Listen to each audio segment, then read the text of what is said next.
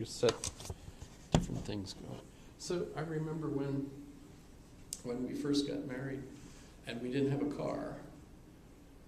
I was a senior at college and my wife was a junior.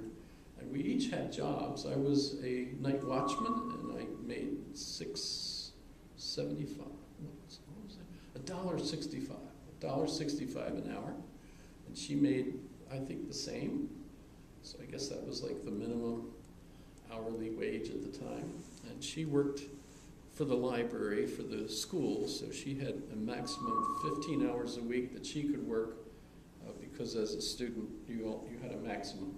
And I worked 50-some hours a week for the retirement home where I was a night watchman. And we didn't have a car. And so that meant after we got married, everything we had to do by foot or bus. And so we ended up buying a grocery cart, one of those fold-out kind, and we used that to like bring our laundry to the laundromat, and it was together, so we were cute, you know. And when we went shopping, we would walk to the Penn Fruit, which was nearby. Let's see, 1, 2, 3, 4, 5, 6, 7 blocks away, maybe. So it was an okay walk, right? And we could put bags of groceries in, buy our groceries and walk them back, put them away. What we discovered once we ended up getting a car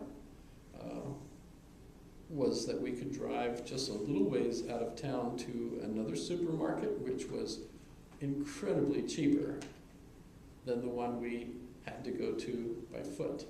By the way, I've noticed the same thing in town. If you go to the Red Apple, have you ever shopped at the Red Apple? It's in the Mountain View area. Very expensive. Very expensive. Almost like the kind of stores that you would have attached to a gas station or something of that sort. Higher prices, etc. But the Red Apple. But notice it's the only store that's within walking distance of one of the poorest neighborhoods in Anchorage. Whereas if you have a car, you can drive just slightly out of town and you get much cheaper stuff. Although, of course, the way our town is, it's very, very strange. And there are cars all over the place. Aren't they a little bit more expensive than Freddy's? Would you say? Or would you say, yeah? So there's an interesting price relationship by neighborhood and where you can walk and so on. But so what MacIntyre was talking about has been my whole life something that's relevant. That if you're living in a poor neighborhood, things cost you more money. Pretty easy to see.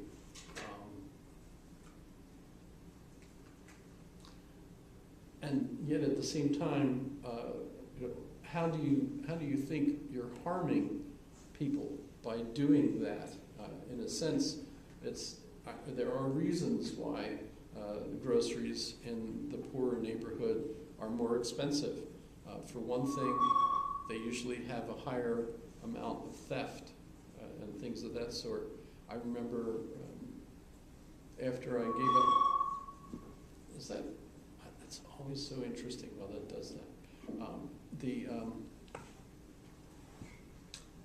After I worked at the retirement home for a number of years, I ended up, I graduated, and I then went into the master's program, and I had more time, and I ended up working in a Wawa food markets. Have you ever heard of those?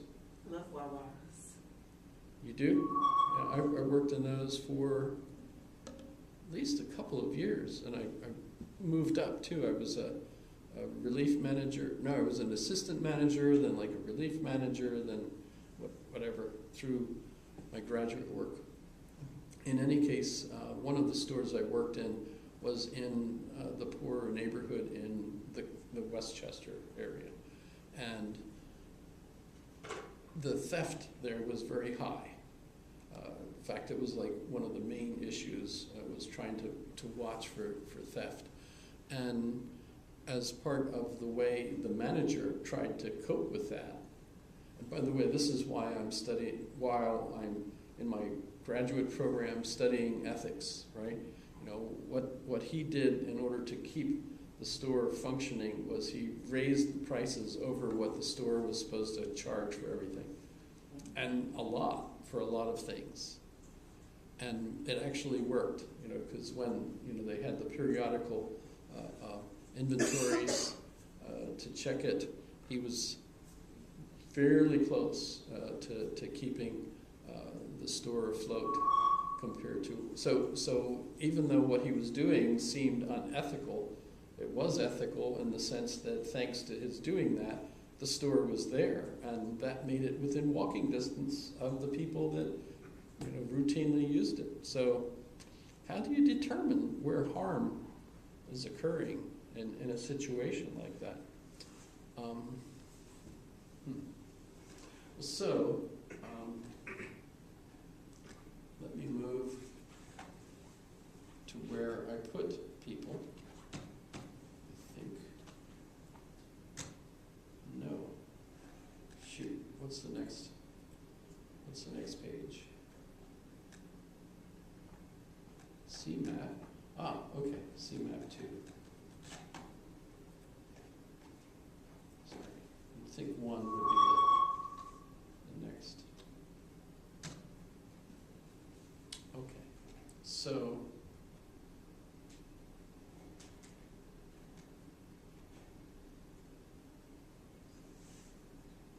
so this is, we'll go to the next one. I was colorful when I made this. It was fun. Maybe it's, I want the one that has the philosophies. Well, shoot, I forget where I put it.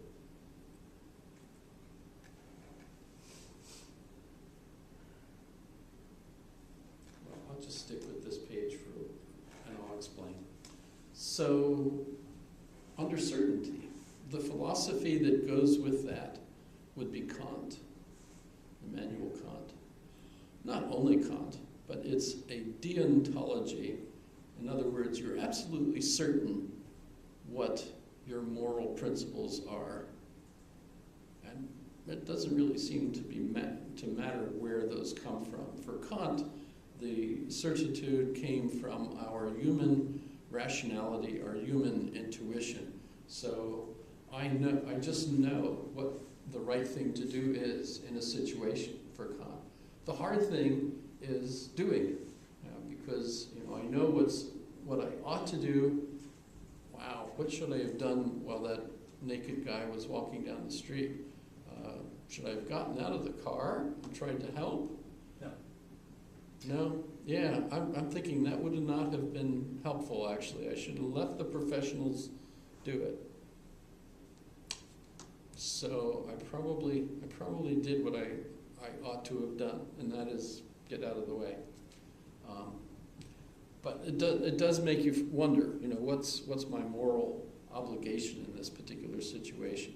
And the thing is, often we won't do what we know to be our moral obligation because, well, it might be dangerous for us to do it, right? And so instead of doing what I'm morally sure I should do, I'll do what I feel like is best for me instead of what would be my moral obligation. So Kant's main concern in practical ethical matters is how we avoid doing what's just good for us and do what we know to be our moral obligation.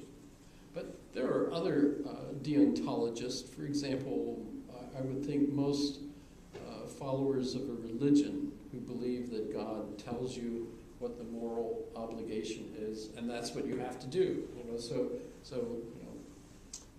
God said it, I believe it, and that settles it. That kind of sense of intuition. So certitude goes with a particular philosophy, deontology, think we talked about that a little bit when we did Kant, right? But then we have uncertainty, and remember I usually put, along with uncertainty, I usually put John Stuart Mill as an exemplar, and utilitarianism, so as an ethic that believes that we're evolving our sense of good, and so we have moral progress, but that also makes it difficult. How do you know what the good will be, if we're evolving our concept of good? And so basically there's a quandary there, and that is that, well, what will, it might be good today for us to have abortions, for certain reasons, but maybe eventually that will change and we'll feel like abortion was totally murder, or who knows which direction that's going to go, right? So that makes us rather uncertain. So utility in that sense, there are axioms, the greatest good for the greatest number, but what is the greatest good? Maybe cutting the budget to balance the state budget is the best thing, even though it looks bad for lots of individuals that will be losing their income or whatever. Maybe it's bad for them, but maybe in the big picture, the greater good, so there's that uncertitude, right? So uncertainty, and the philosophy that seems to go really well with that would be utilitarianism. And I wouldn't put Kant down there because Kant has certitude over what would be right, etc. Then when I think of community as the focus of your ethics, I think of, as an example, David Hume, who is a communitarian and who argues that different communities believe in different things. So it's kind of like that Roman, motif, when in Rome, when in Egypt, do what, everyone does there, right? And the idea, of course, is that different communities have evolved in different environments, and in those environments, maybe it's really a good idea for you to completely cover yourself with a blanket so that you don't cook in the desert. On the other hand, maybe in Scotland, it's a good idea for men to wear kilts. I don't know why they would do that. Especially in the brambles, that could be bad, I would think, but I don't know. But basically you get the idea. Different communities have evolved different ethical principles, and those ethical principles probably fit that particular environment. In the Middle East, it's probably a bad idea to eat pork because the pork is probably loaded with all kinds of problems. Whereas if you're in Tennessee, pigs are absolutely great, and so on. And then the self, if we go to the self, the philosophy that seems to go with the self, in my mind, is Aristotle, and is the idea of flourishing, individual flourishing. And that's also referred to as virtue ethics. And that's where your goal in life is to be virtuous, to be the best you could be in whatever it is that you're interested in flourishing in, right? But keep in mind there are connections. So Aristotle certainly argues that in order to flourish, you need to grow up in a good community, to grow up in a good family, to grow up in a good polis, etc. And so there are obligations associated with those. So you're not totally alone, but nonetheless, the focus is on c'est moi, the self. Your interest in flourishing might be different than mine, but nonetheless, we're in a sense all doing what would be best for the greater community, because each of us should flourish in our own way, and that would make a better community. So Alistair MacIntyre strikes me as being in that position the self. The focus is on the self. Doesn't mean you give up on the community, but at the same time, the main concern you're going to have is your being a morally ethical person and doing what's morally sound for you to do in your particular situation. And being a Roman Catholic, by the way, he's also very focused on Thomism, the official dogma of the Catholic Church, right, is still based on the work of St. Thomas Aquinas. And so he is a Thomist and does a lot of work relating Thomas Aquinas to things. So let me take a look at some of his major books. After Virtue,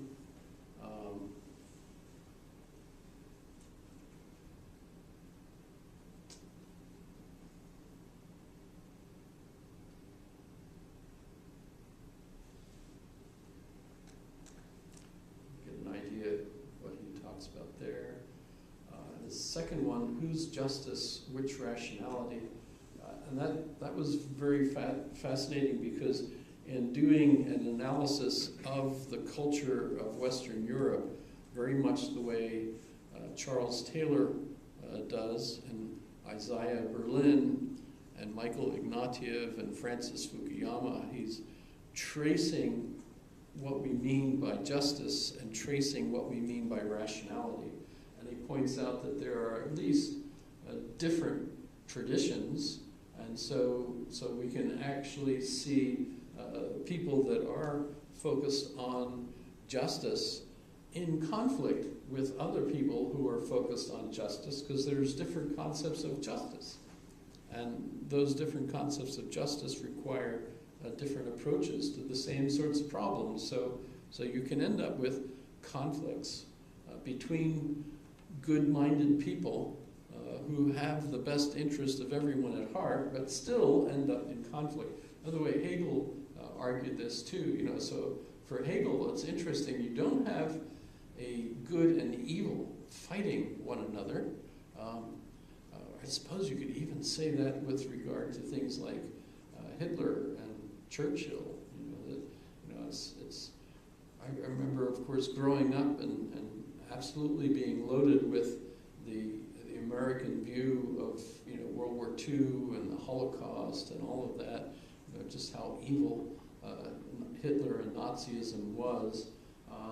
But if you read some contemporary books that look at things from the German point of view, I think I mentioned the book, The Taste of War.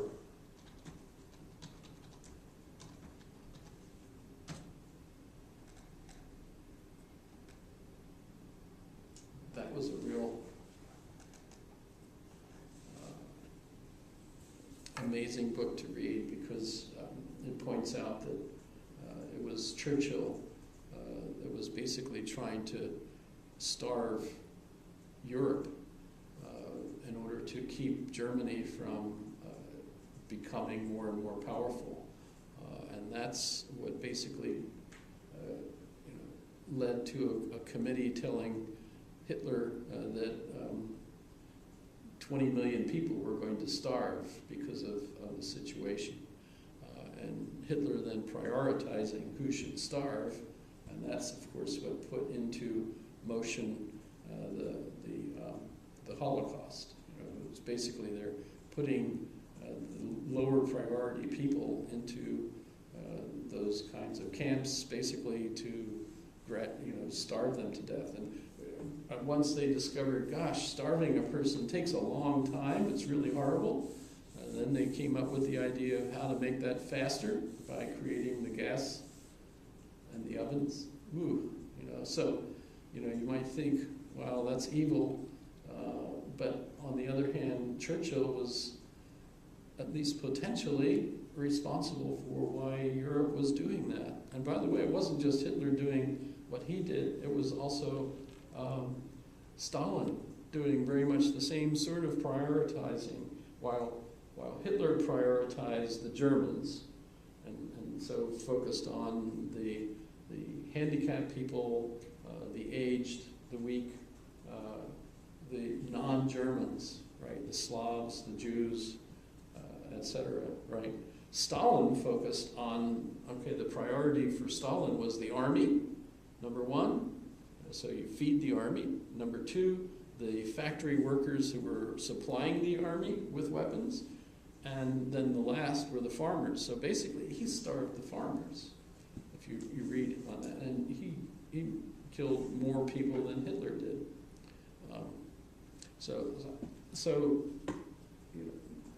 So when Hegel argues that you don't really have good and evil fighting one another, what you have are people with different senses of justice fighting over things. That is a dialectic. That makes sense, actually. And by the way, if you're following the latest Harry Potter type movies, the J.K. Rowling stuff, the Crimes of Grindelwald. Grindelwald is way different than Voldemort. I couldn't imagine Voldemort apologizing to somebody. Think about it. When would Voldemort ever have apologized to someone?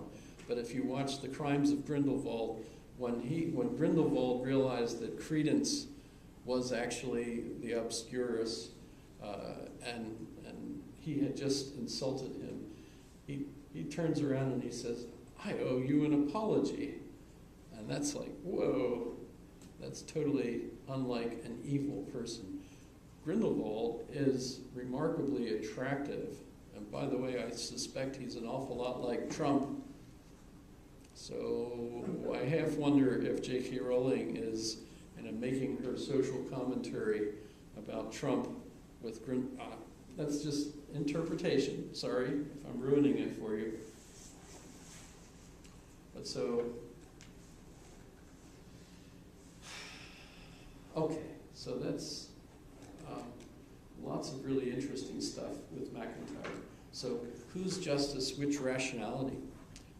And the same thing, you look at the various traditions, we might say, oh, be rational. Well, there's lots of variations on being rational. And just because you're being rational doesn't mean you're going to be in agreement with someone else who's also being rational, right? And whose justice? So the culture isn't clear on that. We've got lots of different traditions, Aristotelian, Augustinian, Thomist, Humean, etc. And they have different conceptual schemes and so on. And this, it might not entail either relativism or perspectivism, which is just, I think, another name for relativism. And then you end up with this last of the three books that they called a set, really. Three rival versions of moral inquiry, because you have different basic moral views. You're still concerned about the greater good, in a sense, but there are cultural differences that end up looking at problems from a different point of view.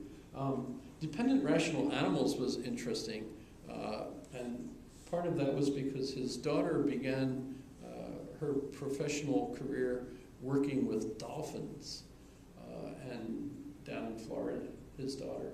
And she was the one that understood that dolphins had a language, they're moral mammals, and dependent. So they're dependent and rational animals. And so it's Dependent Rational Animals is the title of his book, not just humans. So that's pretty interesting. But then his analysis of what it's like to be a dependent rational animal, and notice he's definitely talking about his daughter there. So virtue ethics. So virtue ethics I put on the left, and that's the individual side of things. And that's where he is trying to explain how to live being an ethical person in our society today. And that's what makes him interesting. Okay. But the second person that I listed to cover today.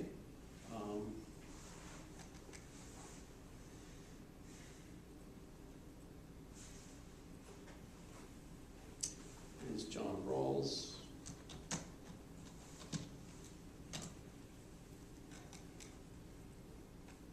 I've not found John Rawls speaking. John Rawls is dead.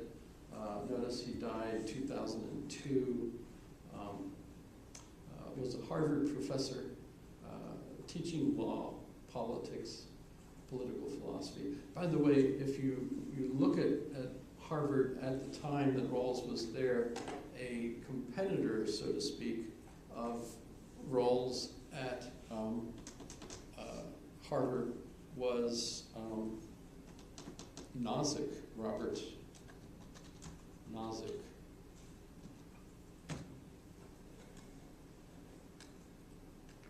And so what we're basically looking at is Robert Nozick was a conservative, more even libertarian point of view. And Rawls is the liberal.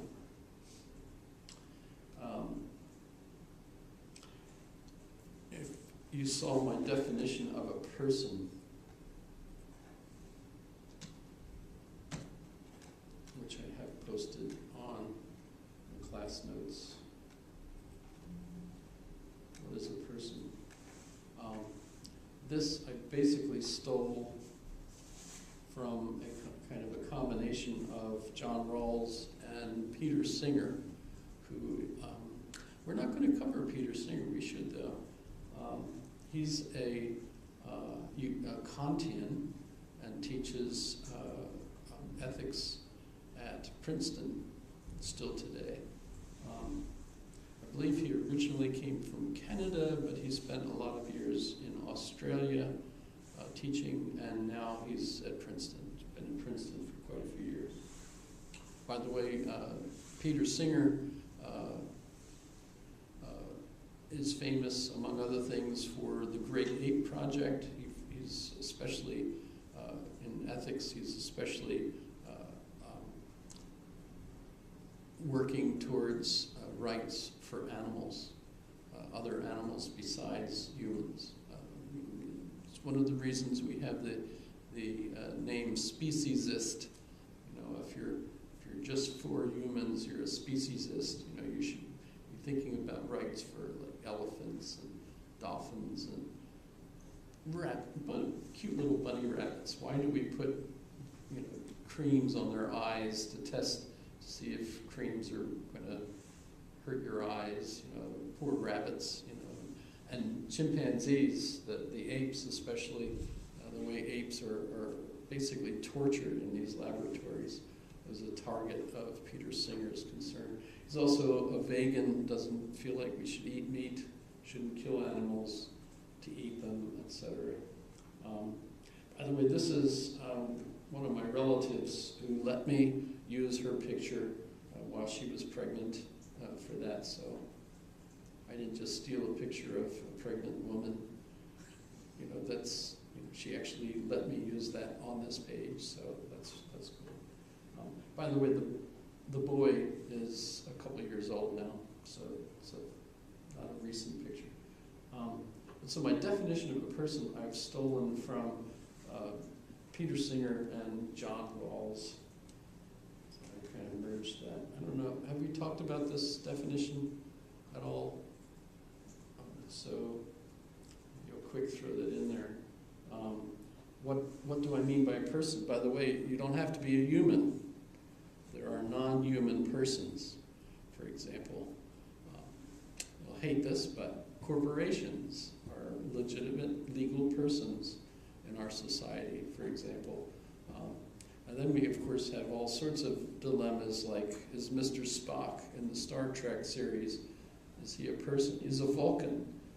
Obviously, he's not a human, but at the same time, I'm sure that everybody that likes Star Trek would consider Spock a person. Yes? You look? I've never seen it. You've never seen it? No. Spock? Spock? Spock? No one's, oh my goodness, you guys have not seen Spock? Live long and prosper. Yeah, Star Trek. Spock's brain. It just changed the show to Crane Wall.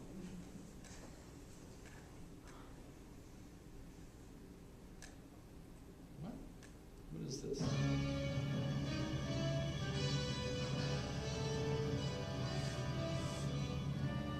This is the condensed version. His brain is gone. What? His body lives, the autonomic functions continue. Spock, you saw all the shit. That's Spock. Just want to talk to somebody about Spock's brain, that's all. Brain and brain, what is brain? Well, So you just have to. It's a cultural, I suppose. Where am I? What am I talking about?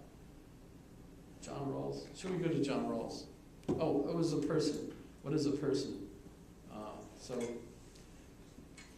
So what is our definition of a person? And this should be what you mean by it too, I think.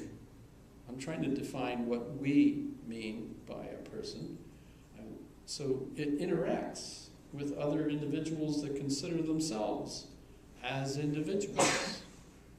Isn't that what a person is? And by the way, a corporation does that too. It's a legal person. And the type of individual each is viewed by each individual as defined by the other individual, so it's a social thing. We are individuals, but we're dependent, just as MacIntyre says, we're dependent rational animals that actively define it as an individual. And it's self-reflecting. So that, of course, puts us in danger when we have infants. Infants are not self-reflecting yet, as far as we know. To be self-reflecting seems to require language, so that you have a concept of yourself that you can say, I have my name, my social security number, my family relationship, all those things are conceptual that I think of as me, right? So I have a for itself that I think of as me. And so that it means I have to be self-reflecting. And it does what others define it, consider appropriate to its position. So there's a whole bunch of examples that are not a person. So if it's an intolerable pain that cannot be alleviated without it being killed, we might euthanize it. I've been in situations like that where it used to be my mother-in-law, but now it's a bag of bones that doesn't recognize anybody and looks like it's in absolute pain. We ought to do something to alleviate this pain. Can't we increase the medicine until it's no longer in pain? No, we can't, because that will kill it. You're killing your mother-in-law, right? And, so we're not allowed to do that. So we have to keep her in pain. We're actively deciding, we're arguing over, is she still there? Is this really still your mother-in-law? She doesn't recognize you. She doesn't reflect. She doesn't have self-reflection. There's, basically a whole bunch of reasons why we might say alleviating this individual's pain is the best thing we could do. But that's called what's it called? Euthanization? Euthanasia, thank you. And that's not legal in a lot of states. It's legal in some. Although in that case, it's usually the individual itself that makes that choice. So that's Oregon. I forget where else. But Dr. Death was driving around in his van, remember, in a couple states and letting people euthanize themselves. themselves in his van until he went to jail for doing it. But that's the second case, when it's an intolerable pain, state due to pain or emotional distress, and kills itself. We call that suicide. In this situation, it redefines itself as not a person. So I'm assuming a person would not be something we would want to kill. It has to lose that personhood status in order for us to feel like, okay, now death is okay. So with regard to suicide, the person feels like they're not worth living anymore. I'm sorry.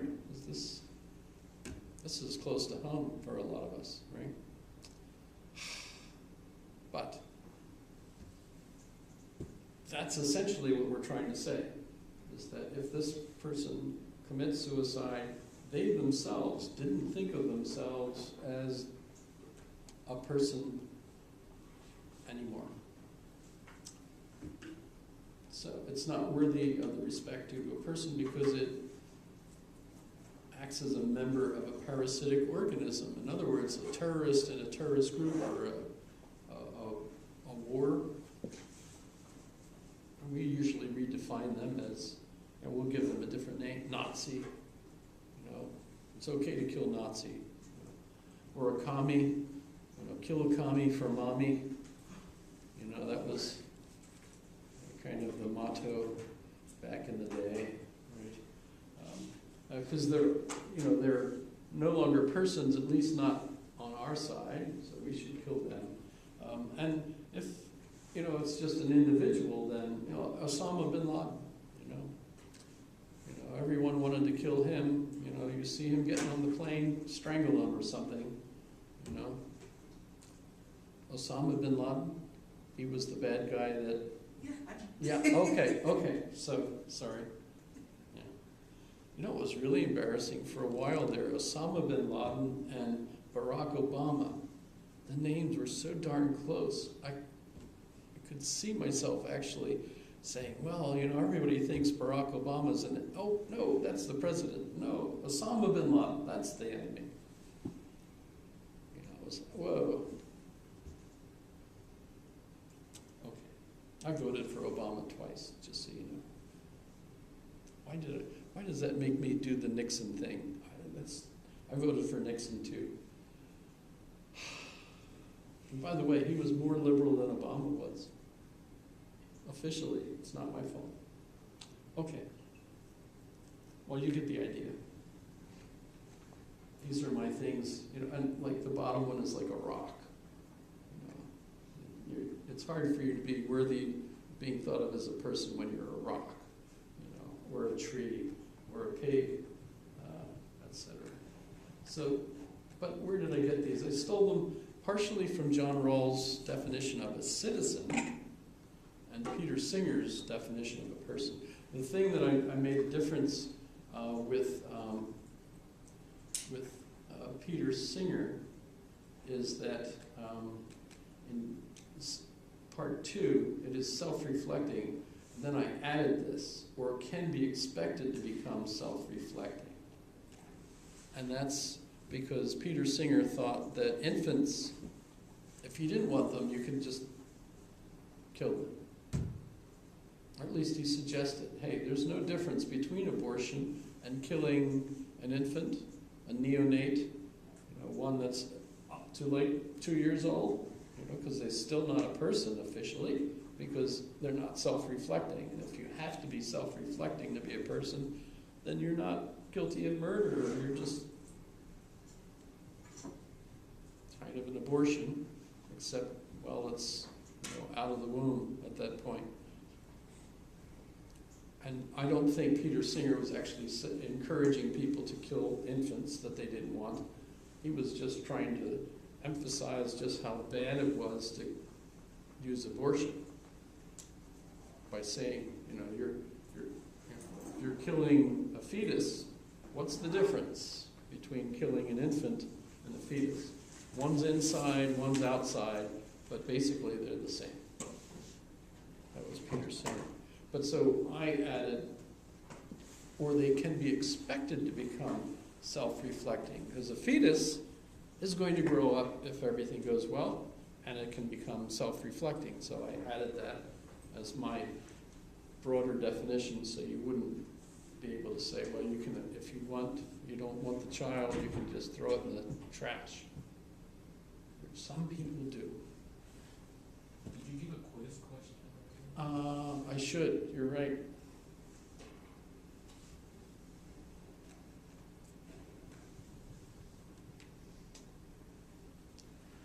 How do you think we can be just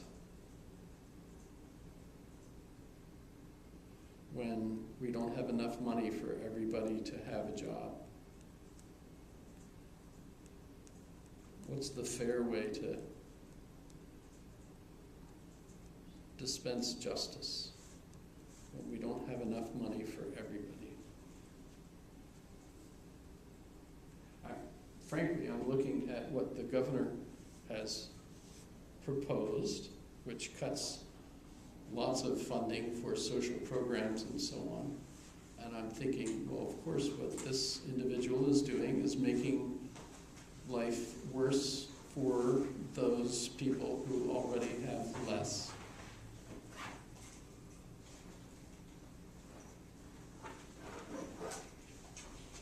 I mean, you might also look at what's happening to the university and say, well, some people are going to lose their jobs at the university, and those are not poor people.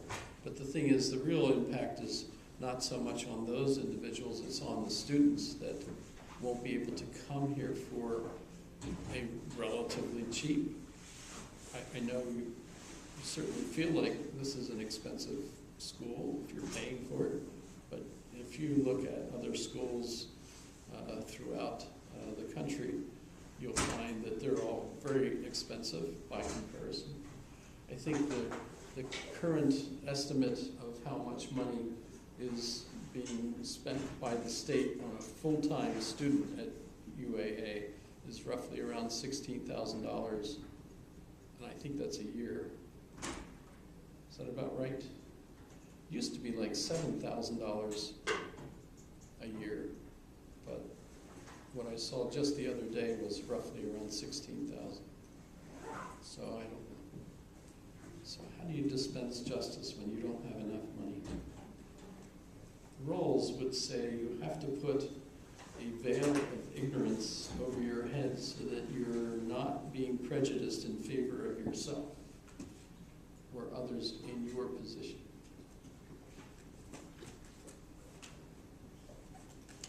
Is a theory of justice.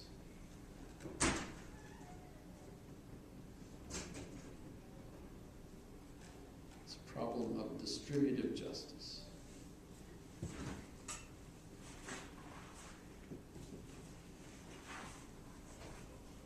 Any questions? Sorry for singing that Avril Lavigne song. I realize that was painful for some. Yes. I haven't heard that one forever. It's like Standing on a bridge, cold and rainy night. I thought you'd be here by now. when was that? Like early 2000s or something? Like it's It was like 2003. yeah. I mean,